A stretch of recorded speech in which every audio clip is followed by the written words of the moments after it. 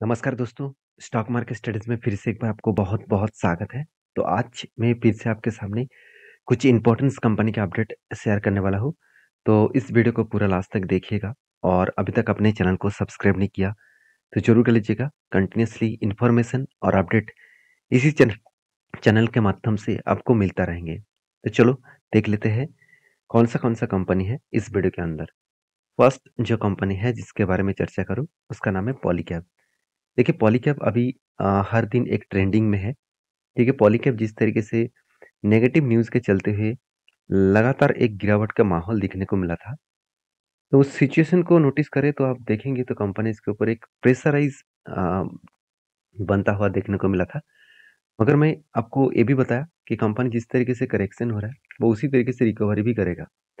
तो फाइनली यहाँ पे जो चार्ट पैटर्न कंपनी के ऊपर बना था, वो आप देखेंगे तो कंपनी यहाँ पे एक रेंज क्रिएट किया, उसके बाद एक बिग जर्नी दिखाया और फिर से यहाँ पे एक रेंज क्रिएट किया और फाइनली ब्रेकआउट हुआ था। और मैंने आपको ये भी बताया कि जब रीटेस्ट करेगा, कोई ग्रीन कैंडल बनेगा, उसके ऊपर से मैं टेल लूँगा।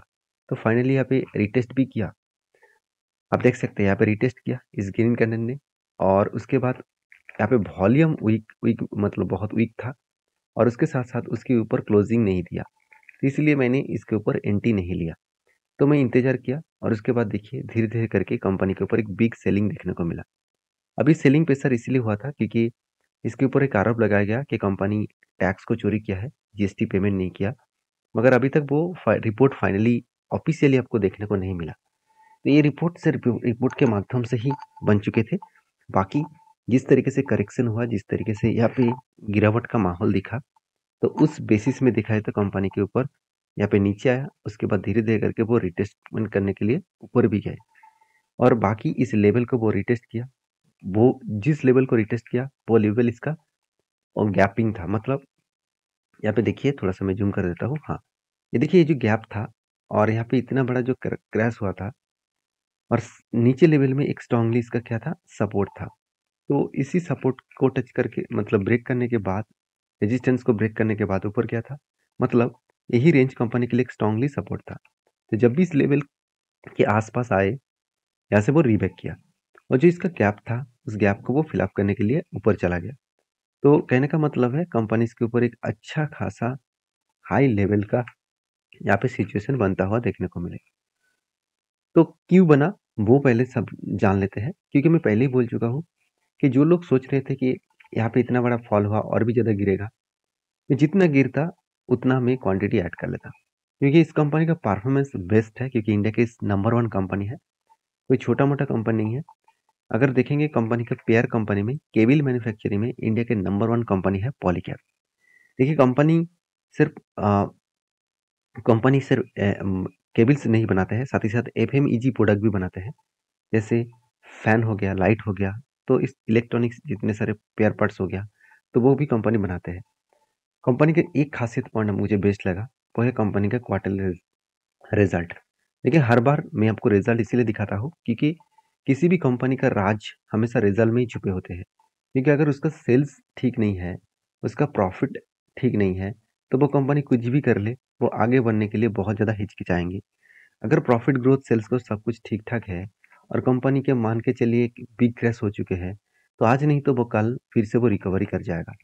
यहाँ पे देख सकते हैं 361 करोड़ से 417 करोड़ के आसपास देखने को मिला। मतलब सेल्स एंड प्रॉफिट में कोई भी कमियां नहीं है। और एज ए इन्वेस्टर, प्रोमोटर से लेकर एफएसडीएस पब्लिक, हर किसी के पास आपको इन्वेस्टमेंट बेस्ट तरीके से देखने को मिलेगा। और इन्वेस्टमेंट देखिए एफएस के पास होल्डिंग कम था, डीएस के पास होल्डिंग कम था। अभी देखिए डीएस के पास होल्डिंग सेम टू सेम है, मगर एफएस ने क्या किया, 5.5% से होल्डिंग को 13.5% तक लेके गया, मतलब डबल से भी ज़्यादा। तो एक बिग पॉजिटिव पॉइंट है इस कंपनी के ऊपर।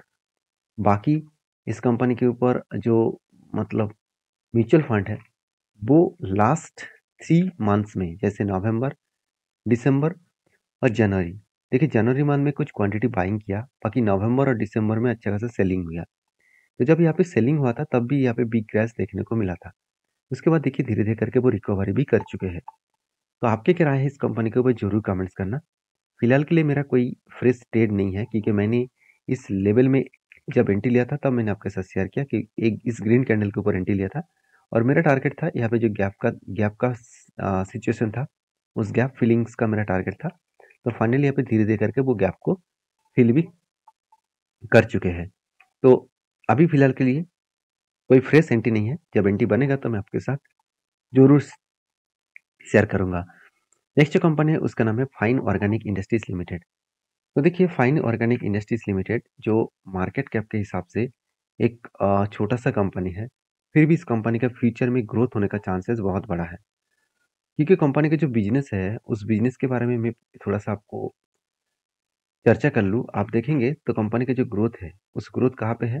कंपनी देखिए फूड एंड प्लास्टिक जो अधिसा प्रोडक्ट है, उसके ऊपर कंपनी जो केमिकल्स तैयार करते हैं, उनमें से 90% मार्केट शेयर इन्हीं के पास है।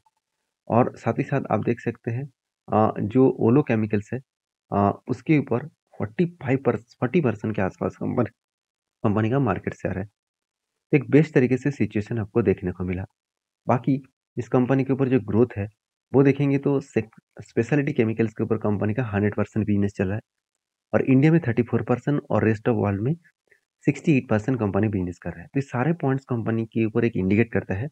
वो आज हालत खराब है क्योंकि स्पेशलिटी केमिकल का जो प्रोडक्ट है, उसका डिमांड बहुत हद तक कम हो चुके हैं। डिमांड कम होने के कारण कंपनी के जो सेल्स है, वो बहुत कम हो चुके हैं।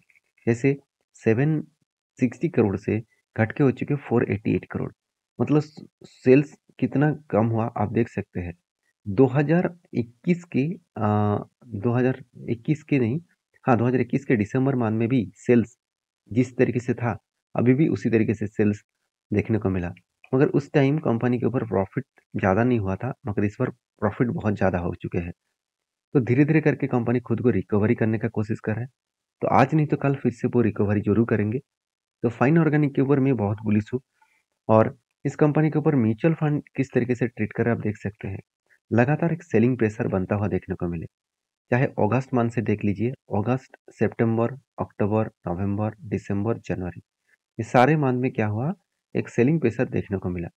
अभी इसी के चलते हैं कंपनीज़ के ऊपर अगर देखेंगे तो फाइन ऑर्गेनिक के ऊपर एक टेक्निकली जो चार्ट पैटर्न्स बना है, वो ध्यान से देखेंगे तो मैंने ट्रेड लेने का डिसाइड किया था कि यहाँ पे कब शोल्डर बना, उसके बाद हेड बना, उसके बाद शोल्डर बना।